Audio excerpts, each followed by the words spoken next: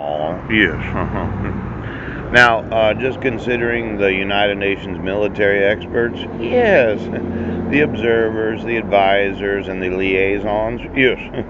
Then the police force, the foreign police units, the government provided personnel and contingent personnel, and those contracted with the United Nations and Annex 3, yes.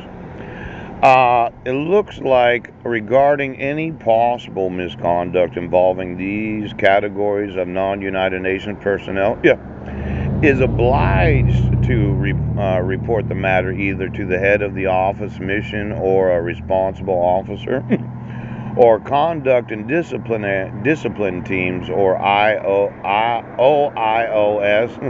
the OIOS, coach. They're obliged to report this without delay.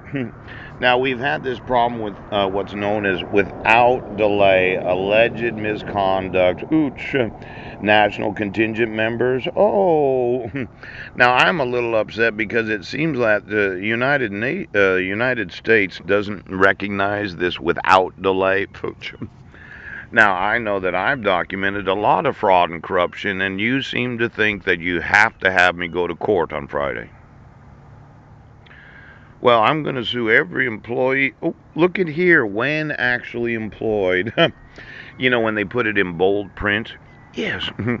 The United Nations as an organization, I mean, just as I was reading it, yeah, somewhat humorous, really. Yes, it is. Other personnel can be contracted with special service agreements. Yes. Give me all the special service agreements of the United Nations because you're actually not liable as an organization unless you're actually employed.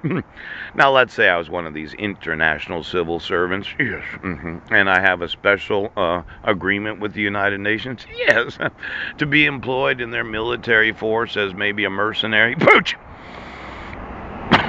Now, they put it in bold print. Yes. Special service agreements, the SSAs.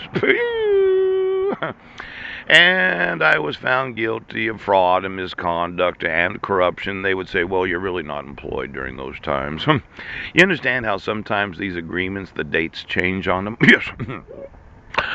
Now I'm thinking, okay, all these special service agreements, get me the actual identity of those that have those, that they put it in bold print when actually employed. Yes. It's kind of like this caveat. Yes. It's one of these legal terms where it's a clause. Yes, it is. And then get me the actual amount of money that they're being paid when actually employed. Because let's say that you're a police unit.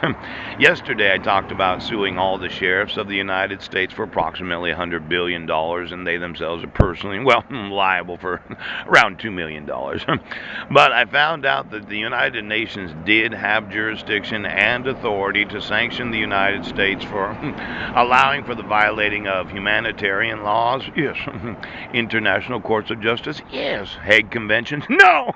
Treaties and agreements. Yes. And they thought, no, we just can't because the United States is a member. Yes, they are. But the problem is, if they actually threw their weight around in the United Nations, yes, the United States, well, we're not going to pay, and if they don't get paid, what would happen to them? They can't fulfill all the special service agreements. Yes, yes, yes. They can't contract for a couple 100,000 police officers in their military units. Well, we ourselves have paid $715 million every 4 years to train approximately 50,000 of them. Yeah! Now, you got one of those good jobs? Yes. You have a special service agreement? Yes. And you're not using that real well, give me the actual amount of money spent on special service agreements, the actual signatures of those that are contracted when employed. Pooh! Because I'm kind of thinking, okay, when they put it in bold print, yes, the bold print gives them the legal right to say we have no liability. The individual was not employed at the time of the crime. You see how some governments and government organizations do this?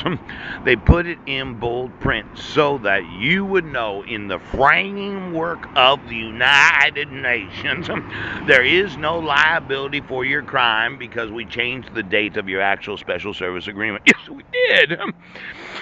It's that